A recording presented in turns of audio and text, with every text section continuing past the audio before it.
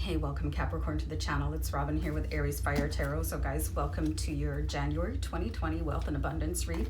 So I take this reading to focus on the energy available to you and maybe fine-tuning it a little bit to magnetize more wealth and abundance into your life. So I hope this is a really helpful reading, and I hope it does resonate. So let me know down below in the comments what you think. And you know what, I'm always available to research different types of spreads to do for you guys. I had a couple cards come out, but I'm just going to put them back in the deck.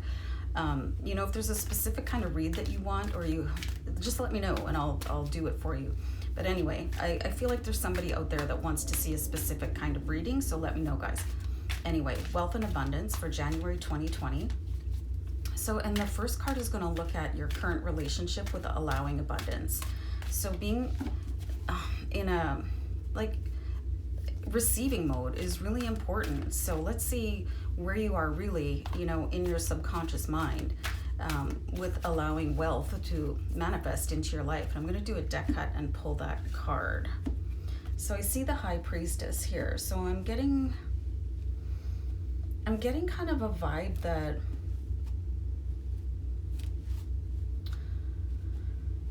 it's really kind of a confusing thought. It's saying that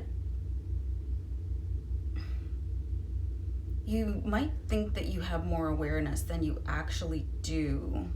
And I'm not really sure what that means, like why the spirits are kind of telling me that. And I'm not looking at the camera because I'm trying to focus on the message that I'm getting here from the guides. Like, you can see sometimes the High Priestess in some cards, like she closes her eyes and she looks at the skies and she kind of like is not really paying attention to what's going on around her. So I'm feeling like you guys might need to connect a little bit on a deeper level than what you already are. And maybe you were influenced by other people about your beliefs related to money, and those are kind of overpowering the actual reality of how to attract money. And let me know if that sounds familiar, you guys. But I'm going to pull a second card to see how you can get yourself in alignment. This is a great card. So this card, some people call it the card of alchemy. And if you have not read The Alchemist, that's a great place to start if you're just kind of on your how do I manifest money journey.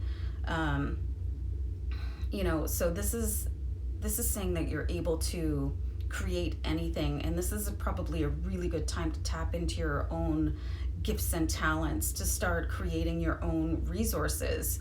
You know, you can start from nothing and build yourself all the way up, because everybody's born with a gift or a talent, and that's your sole purpose here, is to find it. So this is looking like, you know, the stars are all aligning for you to really tap into that. And you can do it. You know, you don't have to do anything else but decide. That's the whole thing about it. Let's see the energy needed to embrace more awareness about wealth. So we have the Queen of Water here, and she keeps a very quiet counsel in this deck. So some people say that when you have goals and dreams and ambitions, the best thing to do is to keep them to yourself until you almost got it, you know. And there's some really inspiring quotes out there about that, but just really, you know, keep everything that you're doing to yourself. Not everybody wants to hear it. Not everybody's going to be on your side. People could start throwing doubts into your progress. So really keep things to yourself. Like build your plan, whatever it is, build your dreams. Some people might think you're crazy, you know, so you don't need that feedback, because it can really start to throw in things like, well, maybe you'll start doubting yourself because of what somebody else said. Or maybe it's, you know, you're doing something that somebody in your family doesn't want you to do. So really just start building what it is that you want. And this energy of keeping things really to yourself and in your own head. And that's a little bit of what the High Priestess is saying too. But I feel like she's a little bit more out of touch with reality than the Queen of Water here. And the Queen of Water is like really sensing her emotional feeling about things and and using that as an energy to create this alchemy going forward in your life. So you definitely have I'm getting the word option to start something new here. And for some of you, you're going to have to do it at the same time. If you're currently working, you're going to have to do both for a little while. But the energy here is to just understand that you can do it and get in touch with your feelings and really just leave everybody else out of it until, like, on a need to know basis. So let's look at a current blessing to be grateful for, because gratitude, it really, and I always call it the WD-40 of the universe, you know, it makes things happen. So we have the 10 of air here, so which is the 10 of swords. So like this card is just really the end of a cycle, this end of an oppression, an end of a way of thinking, and that's really kind of helping to make the High Priestess card make sense here, because you could have been disillusioned by somebody else's take on finances.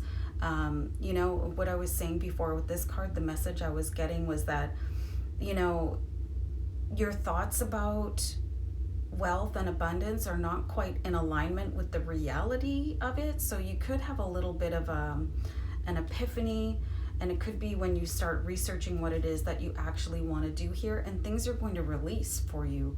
The end of a negative cycle about money, or thinking that you're never going to make money, I think it's going to be released for you really soon here, because you can see that, you know. I love how the feathers are represented in this card here instead of swords, because it's a much more gentle energy, and it's like you guys are going to be provided with wings, and you can see her looking up, right? And that's kind of what I was getting here with the High Priestess, and looking up and away, but being a little bit more in touch with reality as opposed to someone else's reality, and looking at your own reality. And remember, like, keep it close to the vest, you guys, like keep it close, like in your heart for now. Okay, so let's see how to invest energy to attract more money. So we have the 7 of Earth here. And the 7 of Earth, it really talks about tending to your own garden. You know, there's a phrase, it's like, the grass is always greener on the other side of the fence, or something like that. And you know what? That's because they're watering their grass. So the thing that you need to do is sort of water your own grass. And take care of what you need to do here. Plant your seeds for the future, and look ahead on your own benefit. It's not a bad thing to do that, you guys. You know, I think that everybody would like to strive to be altruistic and sort of fit into other people's cookie cutter of what life should look like. But I'm really seeing here like a glimmer of your own true beliefs coming through here. And this card is really saying, pay attention to what you want, pay attention to your own beliefs. You could be on a path like discovering your gurus and how to really open up and figure out how to, you know, open the flower of life and plant your seeds accordingly, because this is the sign here that the things that you do right now are really pivotal for your future abundance. So you have a lot going on here, guys. It could be like layers of conditioning could be released from you, which is going to be beautiful.